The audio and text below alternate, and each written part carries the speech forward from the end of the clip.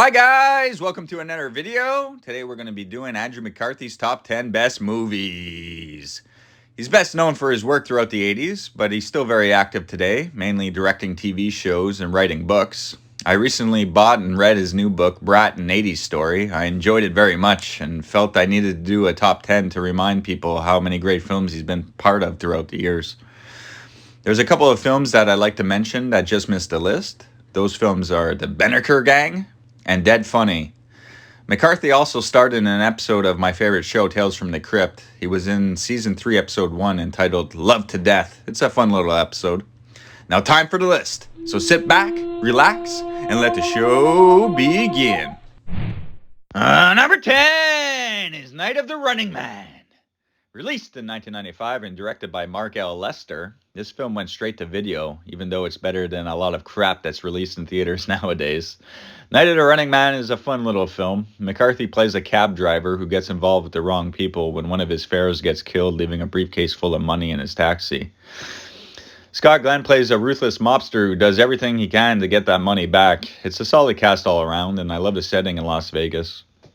It wouldn't be a Mark L. Lester film without a movie mistake involving a car, too.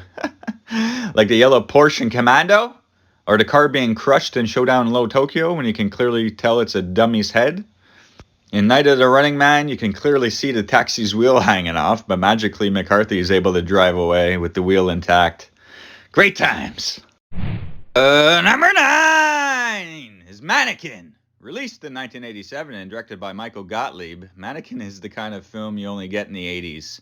It's got a goofy story, but everything else works great, making this film one of the biggest box office surprises of 1987. The chemistry between McCarthy and Kim Cattrall is excellent. James Spader co-stars. He's great in every role he does. McCarthy and Spader starred in 3 films together. The other 2 are on the list. We'll get to them soon. But also McCarthy directs a lot of episodes for Spader's hit show, The Blacklist. It's nice to see after all these years later, they're still good friends. Mannequin is a fun 80s romantic comedy, and I love the setting taking place in a mall overnight. Makes for a great time. Number 8 is Weekend at Bernie's Part 2. Released in 1993 and directed by Robert Klein, I don't know why this film gets so much hate. I find it to be a ridiculously fun comedy. I saw this one before I saw Part 1. My grandma took me to see it when I was 6 in the theater, so there's lots of nostalgia here with this film, especially now that my grandma is no longer with us. It's one of my earliest memories seeing a film at the theater, and I will always love the film for what it is. McCarthy and Silverman are great in the film, and Terry Kisser's Bernie dance is legendary. I also love the filming locations, especially the resort in the Virgin Islands. Number 7 is Weekend at Bernie's. Released in 1989 and directed by Ted Kotcheff. I saw Part 2 first, but it wasn't long after that I saw Weekend at Bernie's sitting on a shelf in the old comedy section of my local video store. I immediately rented it and had a blast. The overall story works better than it does in Part 2, but I pretty much love both films the same. The first film was a bit of a box office surprise, making $30 million on a budget of $15 million. It was also a much-needed hit for McCarthy to propel his career into the 90s. On top of all of that, McCarthy was struggling with alcohol.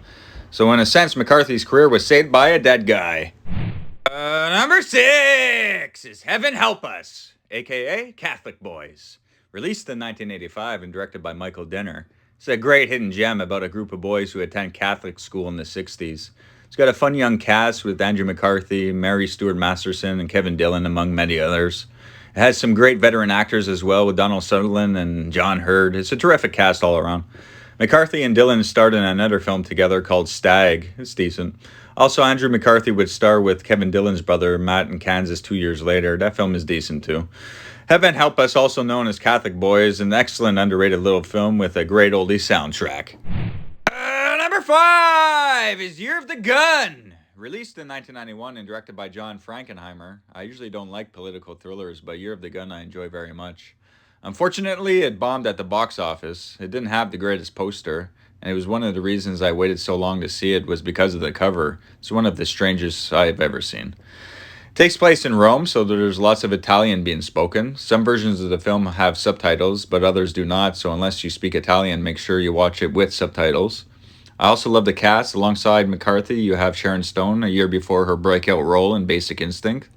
I love the filming locations in Rome. The film captures it nicely. Year of the Gun is an underrated hidden gem. Number 4 is Class. Released in 1983 and directed by Louis John Carlino, this is where it all started for Mr. McCarthy. You get some great insight on how he landed his first job if you read the book Brat.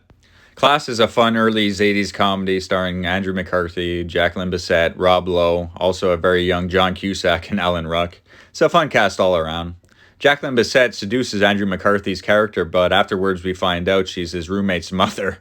It's a wild film. After filming Class, Andrew McCarthy went to Los Angeles to find more work. Jacqueline Bisset had him stay with her and her boyfriend at the time. Her boyfriend was that blonde Russian from Die Hard.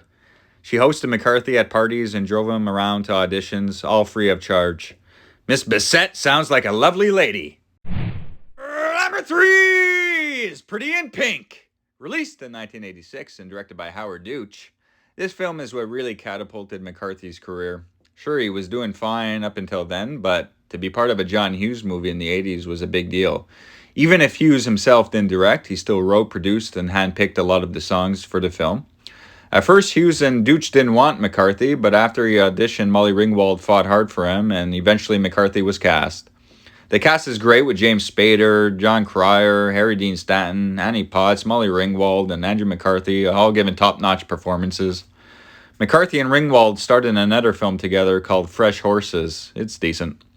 The original ending for Pretty in Pink wasn't well received, so everyone was called back for reshoots, but by then McCarthy had already lost weight and shaved his head for another role.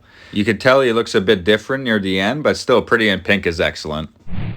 Number 2 is St. Elmos Fire. Released in 1985 and directed by Joel Schumacher.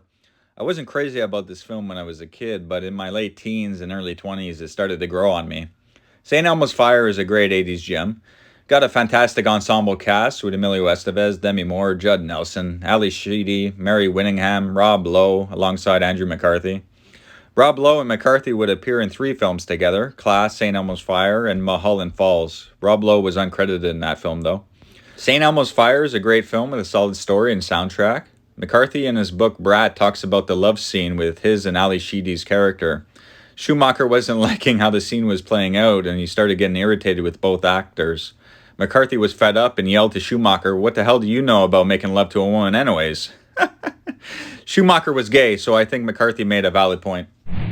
Number 1 is Less Than Zero. Released in 1987 and directed by Marek Koniewska.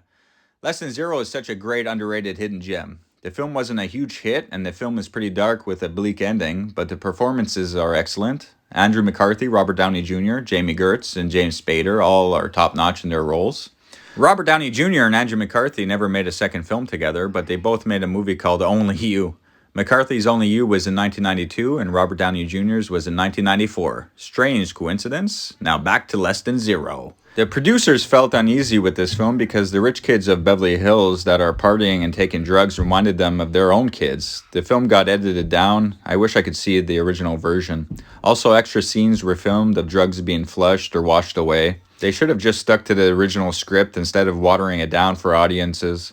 Regardless, I still think it's an excellent film. Anyway, so that's the list, guys. Let me know what you think. Thanks for watching. Take care. Bye. You gonna get it, bitch!